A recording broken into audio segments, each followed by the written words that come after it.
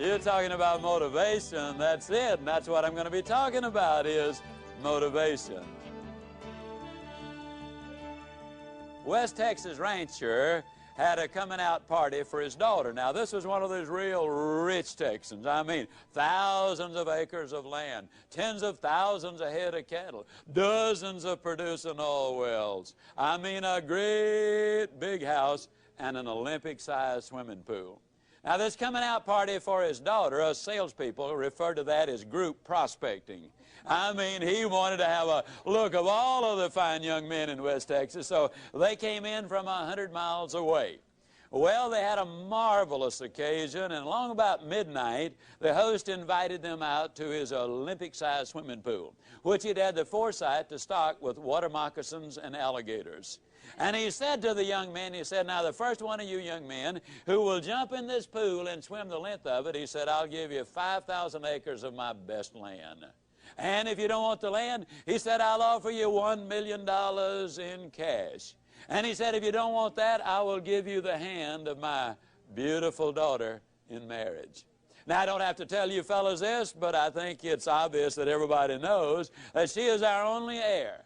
And the one who gets her for his bride will eventually get all of this. Well, the words were no sooner out of his mouth than there was a loud splash at one end of that pool, followed by an almost immediate emergence of a dripping young man at the other end of that pool. He had set a world's record which will never even be approached. Well, the host was all excited. He ran down there, and as the young man was just shaking himself off from that fast swim, he said, congratulations, son, that's absolutely fantastic. He says, do you want the 5,000 acres of my best land? The young man said, no, sir. He said, well, do you want the $1 million in cash? He said, no, sir. Well, he said, then, son, I've got to assume that you want the hand of my beautiful daughter in marriage. The young man said, no, sir. And the West Texan said, well, son, for crying out loud, what do you want? The young man said, I want to know the name of that dude that pushed me in the swimming pool.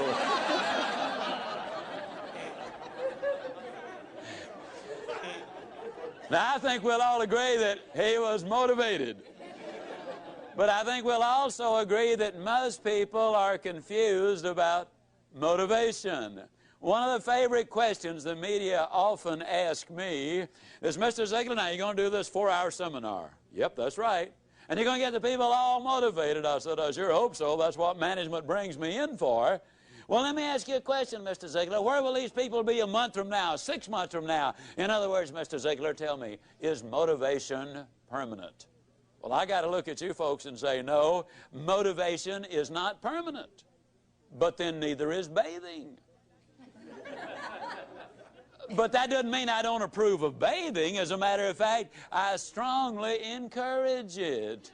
Eating is not permanent unless you don't eat, and then pretty soon your condition will be permanent. No, motivation is not permanent for the simple reason that we've got demotivation, which takes place every day of our lives. There's more confusion about motivation and positive thinking than just about anything that I have ever encountered. I believe in this presentation, though, we're going to be able to clarify much of that for your benefit, and more importantly, share with you how you can keep the motivation and the positive thinking going. Positive thinking won't let you do anything. I get so annoyed when I hear some people enthusiastically stand up and say, man, with positive thinking, you can just do anything. Just believe it, and man, think about it positive enough, you can do it. I believe that's ridiculous. See, I'm 60 years old. I don't care how positive I got. I could not whip a boxing champion. I don't care how positive I got. I could not play football in the NFL or the basketball in the NBA. I don't care how positive I got, I couldn't perform major surgery on you and have you live. Nor could I give you a lecture on nuclear physics. Positive thinking won't let you do anything, but it will let you do everything. Better than negative thinking will. Now, I know that for most busy people, getting regular exercise is about as easy as climbing Mount Kilimanjaro. but it can be done. You've just got to have a plan. You've got to set some goals, because it's just as difficult to reach a destination you don't have as it is to come back from a place you've never been. Unless you have definite, precise, clearly defined goals, you will not realize the maximum potential that lies within you. And this applies to every aspect of your life, not just to exercise. Now, here's some steps you can take towards that end. First, identify your goals, and next, set a deadline for reaching them. Make a list of obstacles you have to overcome to reach your goals. Identify the people who can help you overcome those obstacles, and make a list of skills you have and those you need to achieve your goals, and then develop a plan. Now, a word about goals themselves. There are 7 different kinds of goals. There are physical, financial, spiritual, career, family, mental, and social. And these 7 types of goals share several characteristics. First, to be effective, they must effect change. We must have some big goals, because thinking big creates the excitement necessary for accomplishment. Second, you must have some long-range goals so that short-range frustrations don't stop you in your tracks. Occasionally, circumstances do arise that are beyond your control, and oftentimes, obstacles such as market changes, sickness, accidents, or family problems can be pretty intimidating. But by keeping your eye on the prize, you will find that the excitement of winning that prize will carry you through the tough times. Third, if you don't have daily objectives, you qualify as a dreamer and not as a doer. Dreamers are fine, provided they build foundations under their dreams by working daily towards them. Often, the difference between the great and the near great is the awareness that making it big means working every day towards our long-range objectives. And 4, your goals must be specific, not vague or general. If you want a new home, for example, know every detail of that house. How many square feet, number of rooms and bathrooms, the shape of the living room, the type and kind of lot, its location. If it's a car you're dreaming about, picture the make, the model, the color, and every option you want it to have. You see, if you want to reach your goal, you must see it, be able to smell, to touch, and to taste it. Know how it looks and what it feels like in your own mind. Before you can reach that goal, you see, it is true that whether you think you can or think you can't, you are generally right.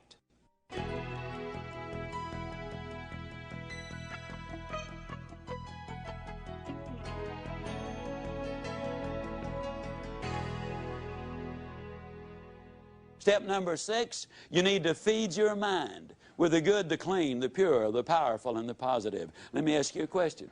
If I were to come into your living room one day with a pail of garbage and dump it on your living room floor, what do you think you'd do? I bet I can answer the question. You would either get your gun and say to me, now, Ziglar, I'll bet you can clean that up. Or you'd get on the telephone and you'd call the police. Or you'd whip me as long as I was there. Those are things you would probably do. I mean, and then for months you'd be talking about this crazy guy came in my home, dumped garbage on the floor, ought to shot him. As a matter of fact, I wish I had. But we could clean the garbage up off your living room floor. But what about the garbage that we dump in our mind every single day? Einstein said that it takes 11 correct inputs to overcome one incorrect input. And a lot of the things which go in our minds and in our children's minds is not a thing in the world but pure garbage. I would ask you to do this. Evaluate what you read and what you view. Evaluate it in this light. Will this really help me to accomplish my objectives in life? Or is this going to be a deterrent to me accomplishing my objectives in life? Remember, you're what you are and where you are because of what's gone into your mind. And you can change what you are, you can change where you are by changing what goes into your mind. Now, as you probably suspect, I'm an absolute enthusiast about the cassette recorder. I believe it's the most fascinating educational tool that we have in our country. I was a visiting scholar for the University of Southern California for 2 years. One of the things they discovered was that if you live in a metropolitan area and drive 12,000 miles a year, that in 3 years' time you can acquire the equivalent of 2 years of college education. You can learn virtually anything you want to know about finances, foreign languages, the Bible, how to set goals, how to close sales, how to plan your life. You can learn so many things while you're there in your car. Feed your mind. Second thing I would encourage you to do is start reading something good every day. Did you know if you read 20 minutes a day and you're an average reader, that at the end of the year you will have read 20 200-page books, and that the average American only reads one good book a year? Think of what an advantage that will give you over the competition in whatever field you're in. Now, who does these things? Well, Mary Kay Ash of Mary Kay Cosmetics told me that she would never get in her car without a cassette that she could listen to while she was going somewhere. H.L. Hunt, worth $3 billion at his death, listened to cassette recordings until after he was 80 years old. Wallace Johnson, one of the co-founders of Holiday Inns International, over 80 years old, tells me he listens every day and reads at least 2 good books every month. Alan Bean, one of the astronauts who walked on the moon, told me that the astronauts on their way to the moon and back, and please understand, these people have the best self-images, the most clearly defined goals, the most positive mental attitude. They're the most confident, competent people as a group maybe that our country has. But these people were listening to motivational recordings on their way to the moon and back. And what a delight it is for me to be able to say that some of the recordings they were listening to were fantastic.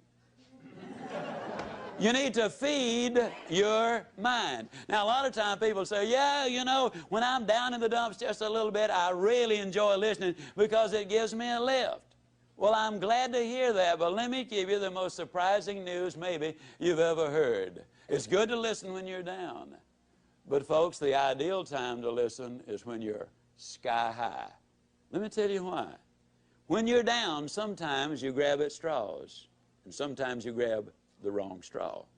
Also, a lot of times, and here's the real benefit to listening, it triggers your imagination, stirs up all of the stored information which you already have in your mind, and a lot of the good ideas then come forth. But if you're too down to accept them, then you turn away the very best ideas of all. Listen when you're up. And then with those endorphins popping, and they do pop as a result of listening to good motivational recordings, when you listen then and new ideas pop in your mind, it generates even more excitement. Here's what we've discovered.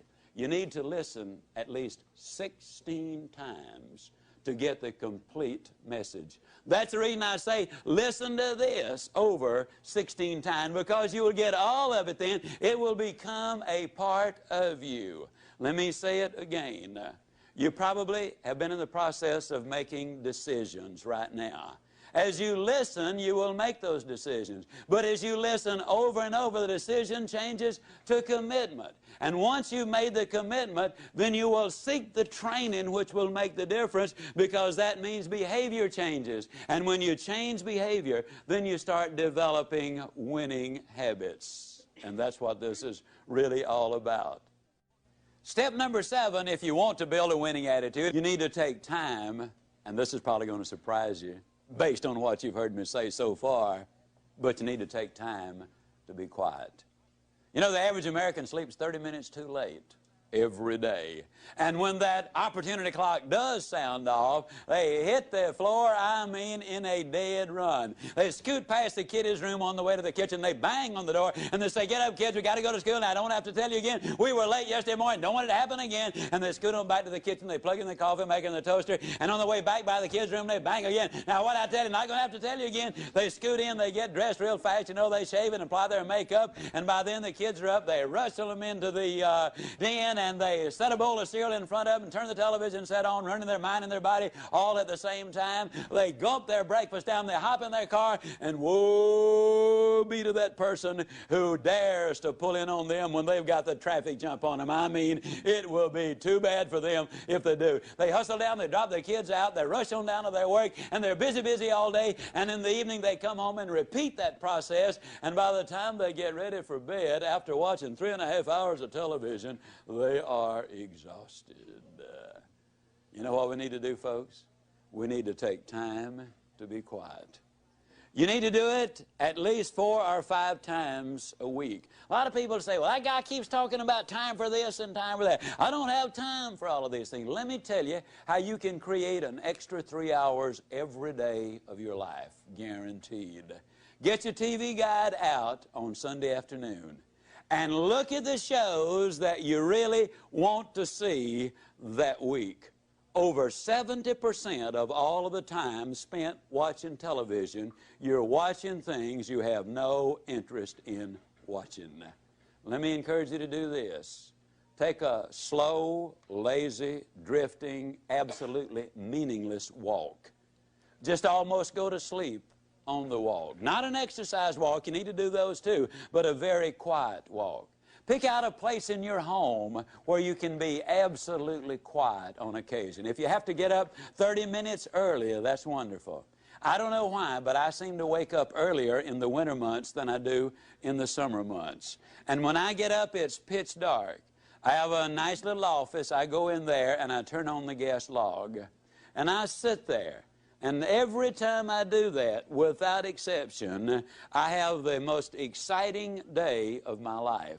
I simply run through my mind the things I'm going to be doing. As you plan the day, as you think of all of the things we've got to be excited about, it really does renew your energy, and it gets you excited about the day. Now, let me tell you something. This is going to be one of the toughest things you'll ever do. When you sit down saying, "Well, I'm going to sit perfectly quiet for 20 or even 30 minutes, you will think of 2,868 reasons or things that you've got to do. You try to decide, do I raise the window or lower it? Do I turn the heat up or down? Do I cut the air conditioner off, or do I turn it more full blast? Do I really need to go to the bathroom? Am I going to get me a cup of coffee? What is that noise against the outside? Maybe I better check up on that." Resist the temptation. Spend a few minutes in quiet, reflective thought. It does make a difference. Take time to be quiet. Step number 8, take time for those you love. Dr. Herb True, professor at Notre Dame, outstanding speaker, good friend of mine, suggested this, which I really think is so valid. Frequently, every 2 or 3 months, you should close your eyes and visualize that everybody whom you love, really love, were suddenly, completely, totally, and forever taken out of your life. Then ask yourself the question, what would your regrets be? Would you really regret that you had not picked up the telephone and called that distant cousin, or even a brother or a sister, or a mother or father, or a son and a daughter? Would it be really a heartbreaking experience because you had not called and said, "You know, I'm really sorry that we had the problem. I don't know whether it was your fault or my fault, but let's get together and solve the problem." Take time for those you love. Spend time with each other. Those of you who are married, spend time as husband and wife, just enjoying each other, communicating with each other, getting acquainted with each other. Earlier I said all of the studies reveal that if there is that close relationship, then success is more likely to come your way. Korn Ferry International, an executive search firm in New York City, in conjunction with the UCLA School of Management, did a study on 1,362 vice presidents, men and women who were aspiring to the president's chair. Their average income was $215,000. They had spent an average of 15 years working for the company, and the most lucrative of them, those who had the highest paying of all the jobs, had had 2 or fewer jobs in their lifetime. They were loyal to their company. 87% of them were still married to their one and only mate. 92% of them were raised by 2-parent families. But the story has even more. They said they considered integrity the most important characteristic in their success arsenal. 100% of them said hard work was absolutely necessary. 89% of them had 2, 3, 4, or more children. 71% of them also said that if they had more time, they'd spend it with their wives. 50% said with more time, they would spend it with their children. Incidentally, the average one worked a little over 50 hours each week. So they're not working those 80 and 90 hours a week that a lot of people might think they are. And they're living a balanced life.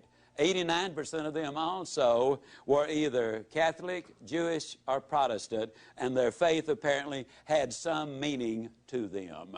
U.S. News and World Report did a study of the millionaires in America. There are now 1 million of them. They said the typical millionaire has gotten that way because he's earned his money or her money over a period of 20 to 30 years. They do work about 50 hours a week. They're still married to their high school or college sweethearts. In other words, the family is intact. Incidentally, a couple of other little things you'll be intrigued about this.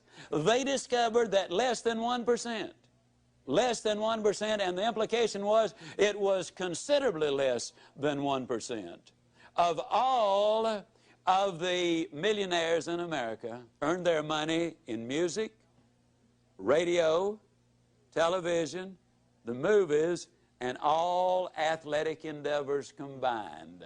Considerably less than 1%.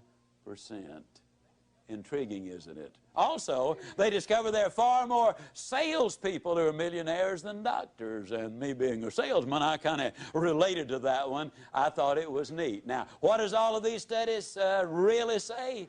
These studies say that if we can build that relationship with those we love.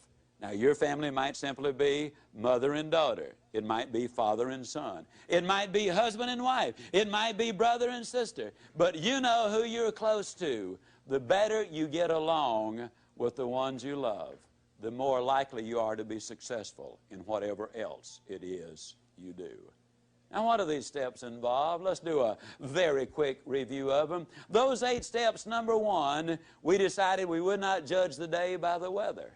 Number 2, we'd learn to look for the good in every situation and every person. Number 3, we would greet people properly, whether it was on the telephone or in person. Number 4, we would identify the go-lights of life for what they really are. Number 5, we would take care of our physical body. Number 6, we would daily feed our mind with the good and the clean and the pure and the powerful and the positive. And number 7, we would take time to be quiet, to recharge our batteries. And number 8, we would spend time with those we love. Now, let me give you a little warning. When you start doing the things we're talking about, when you start talking about go-lights and warms and strong ends, when you start talking about super good but I'll get better, when you start talking about outstanding but I'm improving, there will be some who will criticize you. You can count on it. But let me tell you this, since the beginning of time, nobody has ever erected a statue to a critic. So obviously, they're not held in such high esteem. I might also warn you that there are some people who will laugh at you. But let me remind you that the little world laughed, but the big world gathered on the banks of the Hudson when Robert Fulton went steaming by. The little world laughed, but the big world was at Kitty Hawk when the Wright brothers made that historic flight. The little world laughed, but the big world was tuned in when Alexander Graham Bell made that phone call that open the lines of communication which are so important today. The little world might laugh as you set out on your objective, but let me point this out. The big world is going to be right there at the finish line, cheering you across. Let me also emphasize that what you get by reaching the destinations you set in life, what you get is not nearly so important as what you will become by reaching your destination. You see, you'll become the winner you were born to be. Buy these ideas, do these things, take these steps, follow these procedures, because if you do, I can close by saying, do these things and I definitely will see you. And yes, I do mean you at the top.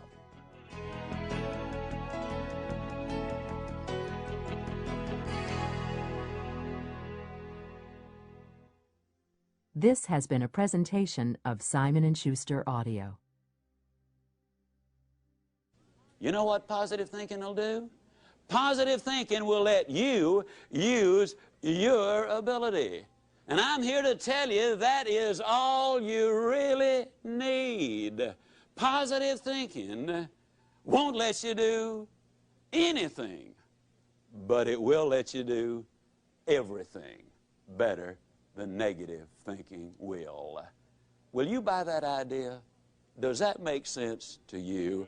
Okay, it lets you use your ability. You see, that's what we want to communicate with you in this presentation. Now, J. Allen Peterson, in his beautiful book, The Myth of the Greener Grass, points out that according to one computer study, over 90% of the input in our minds on a daily basis is of a negative nature. Shad Helmstetter, in his book, points out that the average 18-year-old American has been told 148,000 times, no, or you can't do it. But I talk about demotivation and negative input and so forth. Let me share with you just some of the things that maybe you've heard. An overweight person sits down at the table and what do they say? Everything I eat turns to fat. A parent sends a child off to school and says, now don't you get run over. I mean, you know, that's about as negative a statement as you can get. You see, our terminology is all fouled up. We wake up in the morning with the aid of an electronic rooster, and what does the average person call that electronic rooster? You tell me. Alarm clock. But you see, they sound the alarm when the building catches on fire. That scares people. They sound the alarm when the bank's being robbed. That scares people. If you wake up to an alarm, that scares people. No wonder they're negative. It's an opportunity clock. Well, you think about it. If you can hear it, that means you've got an opportunity to get up and go. If you can't hear it, that might mean you done got up and gone. I mean, you think about it, it really is an opportunity clock. How negative are we? They bring out a loaf of bread, and what do they call the first slice? I mean the first slice on the loaf of bread. Tell me, the heel or the end? Isn't that crazy? Never saw a loaf of bread in my life that didn't have two beginnings. I mean, we really need to explore that. Now, what we want to do is we want to look at a formula. And this formula is a very significant one. William James, the father of American psychology, the man who really wrote the original books, he's from Harvard, says that if you want to change your life, you've got to do it immediately and you've got to do it flamboyantly. Now, I want to emphasize as I get involved in this, during these next few minutes, the chances are enormous that you are going to be making some decisions. And they will be good decisions. But they also will be emotional decisions, kind of like a New Year's resolution, which some people break the very next day. Decisions are easy to make. Business people make hundreds of them virtually every day of their life. Now, if that decision is going to mean anything, it's got to be reinforced over and over and over, and it's got to be done enthusiastically. Now, if it's reinforced often enough and enthusiastically enough, then the decision becomes a commitment.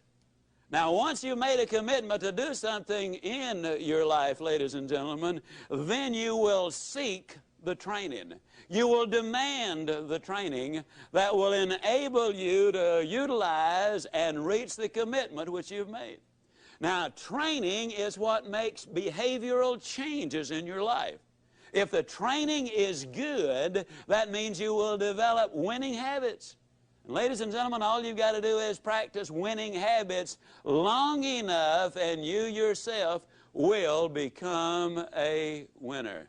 You see, we were born to win. I believe that with all my heart and soul. We were born to win. The unfortunate truth is, many people have been conditioned to lose. So as we look at this formula, as I share these steps with you, I want to really encourage you to listen carefully this first time, but also repeat it over and over until it becomes a part of you.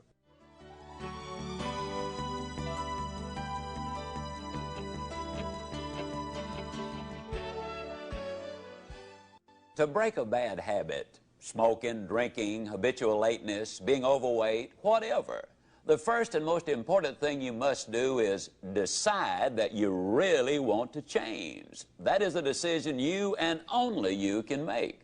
Without this motivation, no person or procedure will have any significant impact on your behavior. You must decide that you want to take control of your life, that you want to be free, that you want to do things with your life instead of having things done to your life. Secondly, if you need to, get help. Interestingly enough, many people quit their bad habits in the same way they acquired them, by associating with people who share their goals. Alcoholics Anonymous, Gamblers Anonymous, Overeaters Anonymous, literally hundreds of self-help organizations provide just this sort of positive association and support for people with problems. Thirdly, try substitution. There is really no such thing as eliminating a habit. You simply substitute a good one for a bad one. The psychologists say that it's important to have a new activity or habit to fill the void when you start shedding old habits. In place of eating, you might try jogging. Instead of drinking, you might try talking.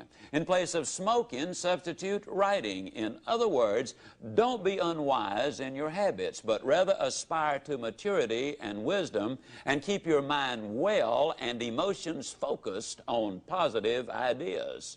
Step number 4, use the psychological technique of imaging, of visualizing yourself as free of that destructive habit. Picture yourself as doing something else, something positive, something winning. And a final suggestion. Once you decide to grab hold of a new habit, you will need, for a while, to force yourself to hold on real tight, to hold on to it for all you're worth. Eventually, it will get easier and even become fun. But at first, to make it stick, to turn it into a real good habit, you've got to make yourself do it for at least 21 consecutive days. Do it for 21 consecutive days in a row, and you'll have a real good shot at beginning to live a different kind of life. You might just become a happier, more motivated, excited, and enthusiastic person.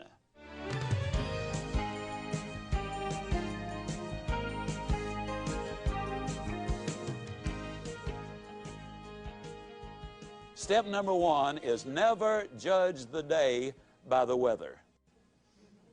Now that sounds like a very simple thing, but suppose the weather is miserable. Does that mean you're going to decide to have a miserable day? That doesn't make any sense, does it? And yet a lot of times when I'm talking with people, I'll say, how you doing? Well, they'll say, you know, with this weather, what can you expect? As if the weather was the only factor. I'll never forget when my beautiful middle daughter was born. Dreary, bitterly cold, cloudy, overcast, snowy day. Oh, it was an ugly day. But do you think when I looked at that beautiful daughter of mine that I had any concern about the weather out there? Step number 2, you need to learn to look for the good in other things and in other people. Now that's very, very important. Forbes magazine had a most intriguing article. They were talking about successful entrepreneurs. And in this article they point out that an incredibly high percentage of those entrepreneurs make their money in a new location. Now, the new location did not matter whether it was north, south, east, or west. It did not matter whether it was rural or urban, but they invariably, or oftentimes, I should say, made their money in a new location. Now, why is that? Very simple. When they go in the new town, they are the new area, they're not familiar with the bureaucracy. They're not familiar with the problems. They don't know the things which cannot be done. They go in with extraordinarily high expectations. And expectations in life, ladies and gentlemen, are so important.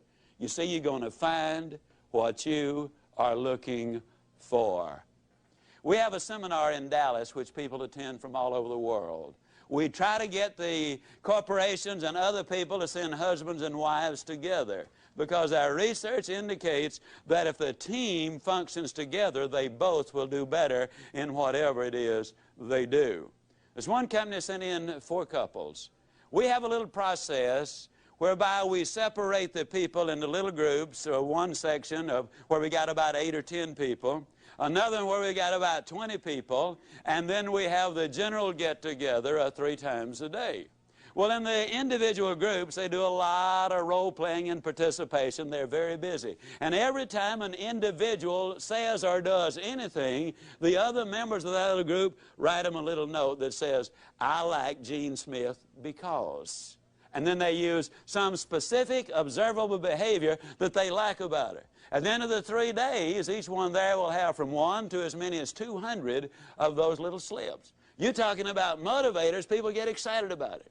Well, these 4 couples really got turned on, and we finished at about 8:30 that evening. They went out the first night to a very late dinner at one of Dallas's finest restaurants. They hit the jackpot with a waiter. He had been there over 20 years, been a waiter over 25 years. He was professional in every way. He was there when he was needed, but he did not join the party. He was friendly, but he was not familiar. At every need, he was there. He was really great. There was a lot of interchange. They got his name. When they left, because he had contributed so much to the enjoyment of the evening, they left him a 25% tip, which is significant in a very expensive restaurant. Also, each one of them wrote him one of those little slips of paper, "I like because." And they walked out the front door. They'd gotten about 100 feet when they heard his voice from the rear saying, "Wait a minute, folks, wait a minute." And it was the waiter running up to them. He was waving those 8 slips of paper. He said to them, "You know, I've been a waiter over 25 years. I've been here over 20 years. And then he broke down. And they said he could not talk for what seemed like forever. It probably was no more than a minute. He finally regained his composure, and he said, "You know, this is the nicest thing that has happened to me in 25 years as a waiter." He said, "I'll never forget tonight." And he turned and walked away. Calvert Robert says that there are over 3 billion people on the face of this earth who go to bed hungry every night. But he says there are 4 billion people on the face of this earth who go to bed hungry every night for some sincere, honest appreciation, a compliment, if you will. The waiter story has 2 bottom lines. Bottom line number 1, wouldn't you love to have been at the next table that waiter served? Don't you know they got the best service anybody has ever gotten in a restaurant since restaurants opened to serve the public? But the real bottom line, and the real reason I tell the story, is this. The waiter said it was an occasion he'd never forget, the most important event of his 25-year career as a waiter. His benefits are enormous. But as great as they were, every last one of the 8 received an even greater benefit. It's absolutely true, folks. You can have everything in life you want if you will just help enough other people get what they want. Step number 3. If you want to build a winning attitude, you need to know how to greet people properly, in person and on the telephone. Have you ever noticed that most people absolutely don't even know how to answer the telephone? I challenge you. 2 of you get together, look up 10 numbers separately in the yellow pages and swap numbers. I'll guarantee you, you will be unable to identify more than 3 of the companies you call based on the way they answer the telephone.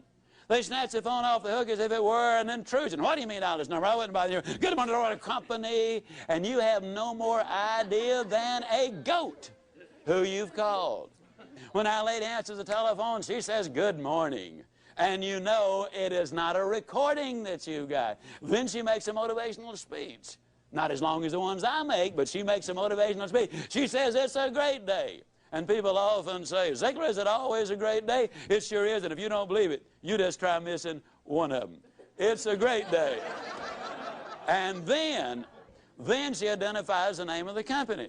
Now, when I'm at home, and I stress, this is when I'm at home, I frequently answer the telephone singing, oh, good morning to you.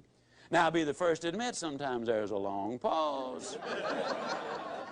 Then I sing them another little ditty, if you don't speak up, I'm going to hang up. And many times they'll say, who is this? And I'll say, whoever you want. Who do you want?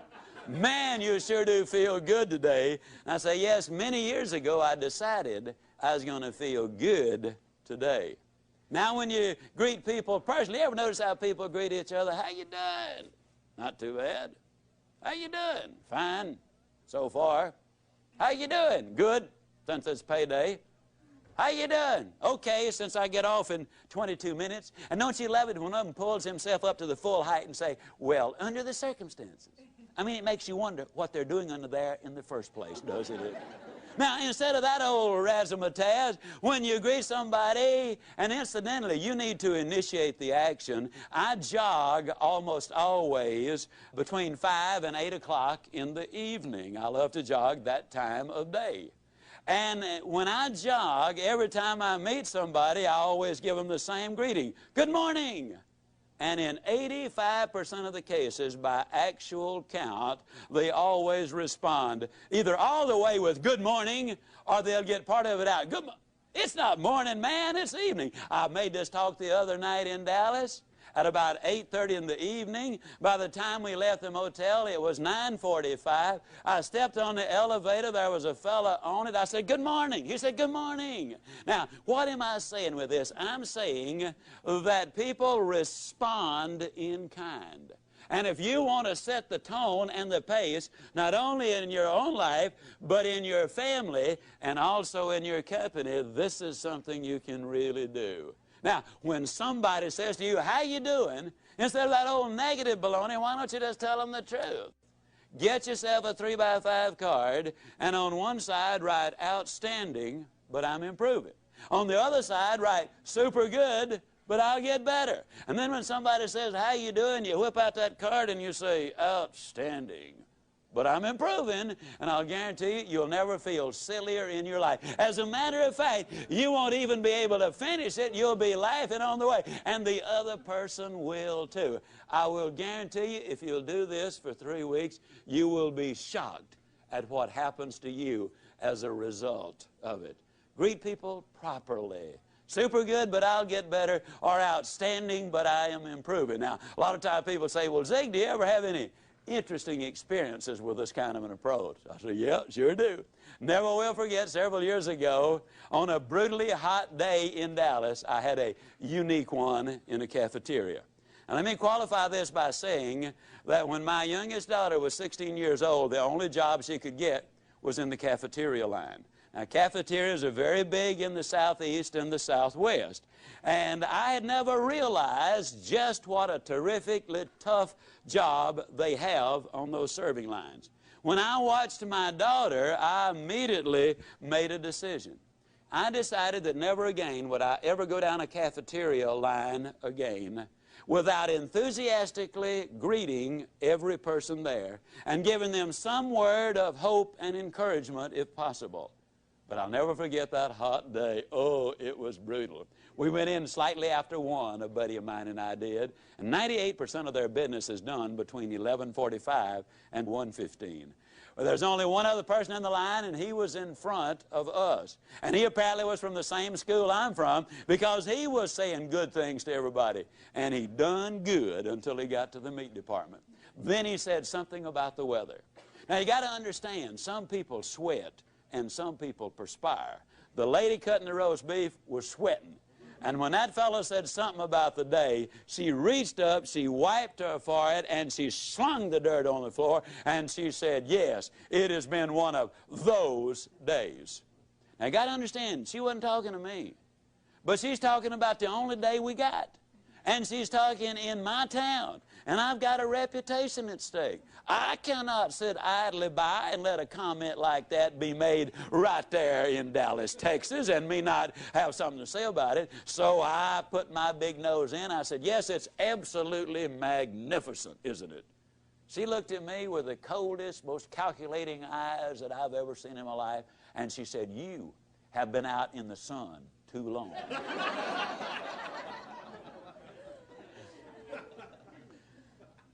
I said, no, ma'am, I've just gotten back from overseas. And I have seen children without any clothes to wear. And I've seen grown men and women without any food to eat. I've seen sanitary conditions which would turn your stomach to an incredible degree. I've seen poverty beyond your wildest imagination. And I look at you and you're young and you're pretty and you're healthy and you're working. And I know that if you really buy in to the American free enterprise system and give this job which you've got absolutely everything you've got, I know that you can move right up in this company because I'm familiar with this company. And I know that someday you can manage this restaurant or another one like it. And who knows if you really buy into the American dream, but what someday some investors might look at you and decide they wanted you to become a part owner in the enterprise. Personally, I thought it was a magnificent, off-the-cuff, impromptu speech. And I knew that she was grateful for it. I knew that she was especially grateful for the fact that I'd taken my valuable time and given her these priceless insights which were going to make a difference in her life.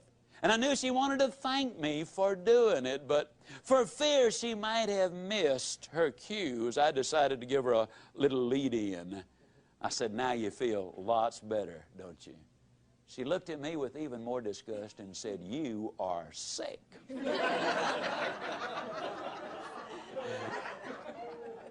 Well, you win some, you lose some, and some are rained out, you know. Well, I got the rest of my food. I went on down to the end of the line, my buddy and I, and we sat down, we're having our lunch, and we ran out of tea. And a lady, she had to have been 65 years old. She might have been 70 or 75, came by to serve the tea.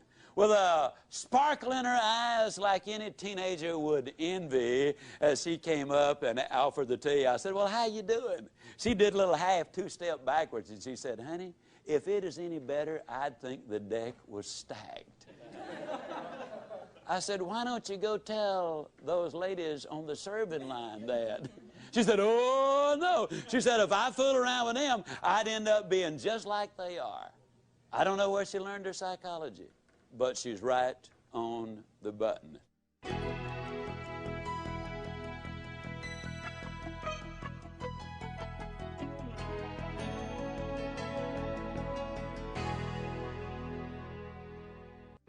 When I say it's important to greet people enthusiastically, I'm really talking about having the right attitude, being positive and upbeat. Having the right mental attitude is one thing most professionals agree on because it is the main reason for the success of any project. In short, your attitude is more important than your aptitude.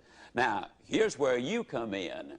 You can alter your life by altering your attitude. You are not stuck with the attitude you have.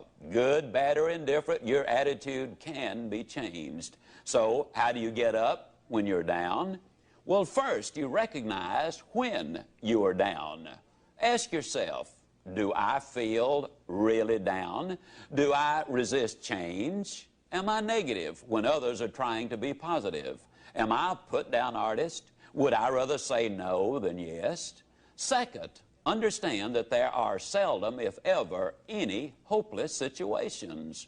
Only people who lose hope in the face of some situations. Third, know that the condition is temporary and can be changed. Fourth, you schedule your downtime. Set a time limit on how long you plan to stay down. A couple of hours for minor things, maybe a few days, even a week for the bigger disappointments in life. In any case, know which day will be your get up and go up day, and get up and go. And fifth, try this new motto on for size. Go with the flow. When your boss tells you to do something, do it with style and with a smile. Instead of making excuses when a friend compliments you, just smile and say, thank you, instead of putting yourself down. Remember, attitude, like the flu, is catching, so make certain that yours is worth catching. If you wanted the flu, you'd visit someone who had the flu. To catch the right mental attitude, you must go where it exists. So begin by associating with positive, energetic people and avoid the naysayers. And before long, when someone asks you how you are, you'll respond in a positive and enthusiastic manner.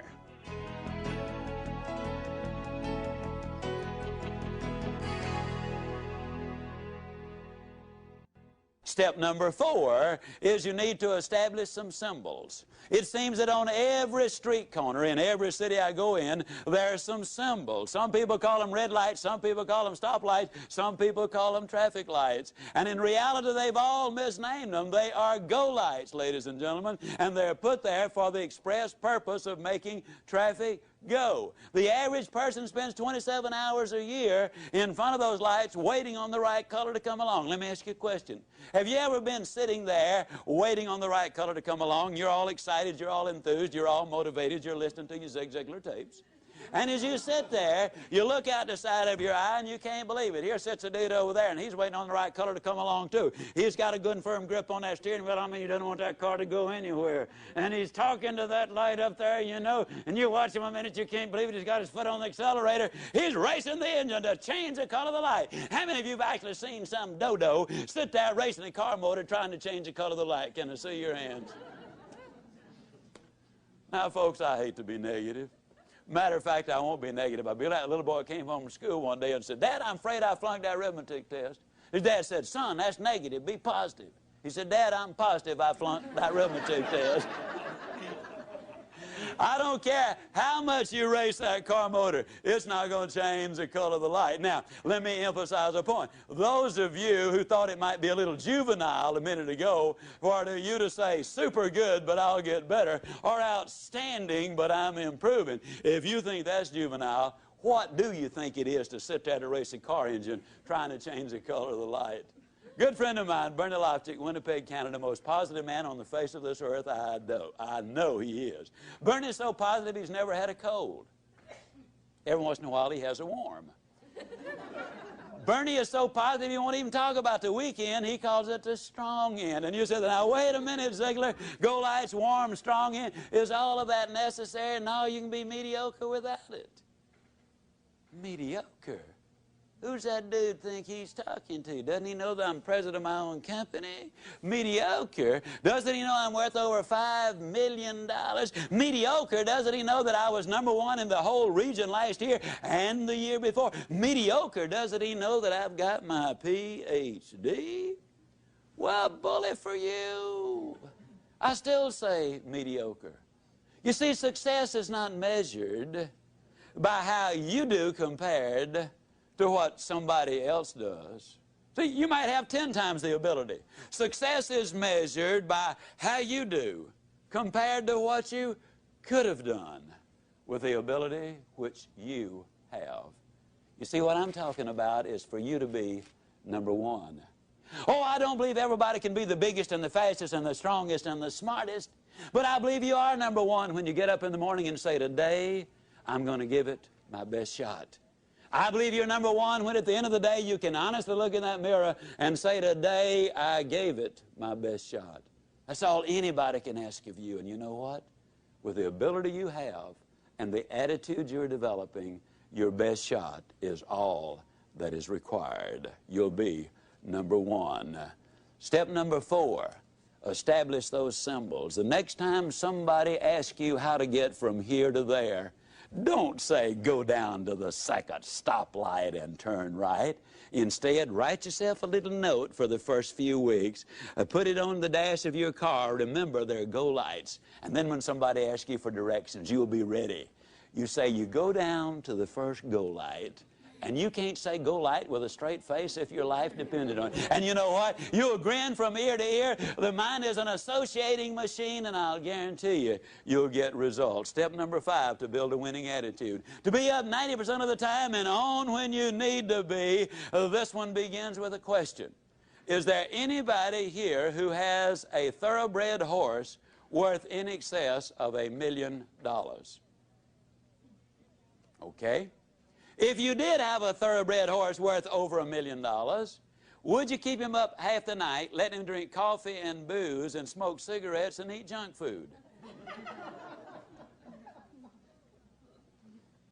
What about a $10 dog? $5 cat? You know, actually, you treat a $5 cat better than you do a $1 billion body. And if you had a $1 million thoroughbred, you'd have the best trainer in the country. You would hire a dietitian to make certain his food was exactly right. You'd have the best facilities. You'd have an air-conditioned barn in the summertime and a steam-heated one in the wintertime. A $1 million investment. But here's this $1 billion body. Step number 5 really boils down to the fact that we need to take care of our health. Now, to do that, there are some very simple things to do. You need to get a reasonable amount of sleep, ladies and gentlemen. Dr. Forrest Tennant, the #1 drug authority in the country, in my opinion, he's a consultant for the National Football League. He's a consultant for Texaco. He's a consultant for Abbott Laboratories, the Justice Department, the Los Angeles Dodgers. Has the largest research staff of anybody in the country. Dr. Tennant says that you need a certain amount of sleep. It's a must. Because sleep is the only function which permits the brain to replace certain chemicals in the body.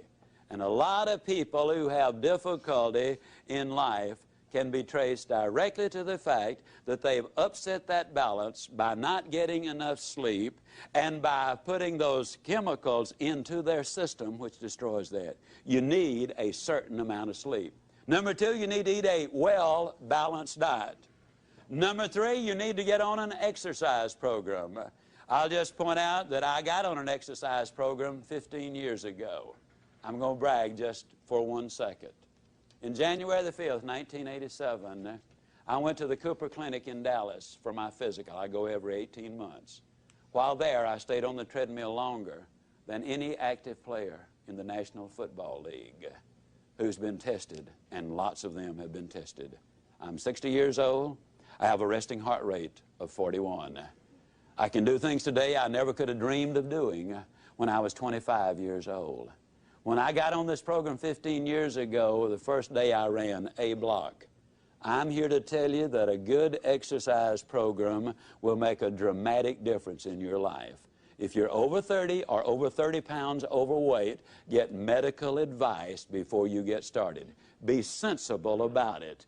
Do not try to be a weekend hero and end up in serious trouble. Take care of yourself, but do what is necessary to get in shape physically. Now, a lot of people say, well, Zig, I know you're terribly busy. When do you have time to run? Well, I am so busy I don't have time not to run. That's a literal truth. You see, when you exercise, you activate the pituitary gland.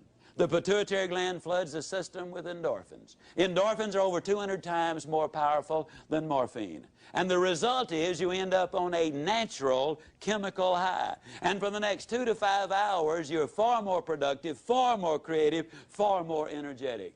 I invest that few minutes in running and get back hours as a result of it. Take time to get in shape. You need to avoid poison. I'm talking first of all about smoking cigarettes. Every time you smoke a cigarette, you have just decided to die 14 minutes earlier than you otherwise would have died. 17 2/10% of all the deaths in America are attributed directly to smoking cigarettes. Keep that poison out of your system. Booze, every time you take a drink, it damages and destroys brain cells. We now know that expectant mothers, even if they drink very, very, very, very moderately during pregnancy, it has an impact. Step number 5, ladies and gentlemen, you need to take care of your health.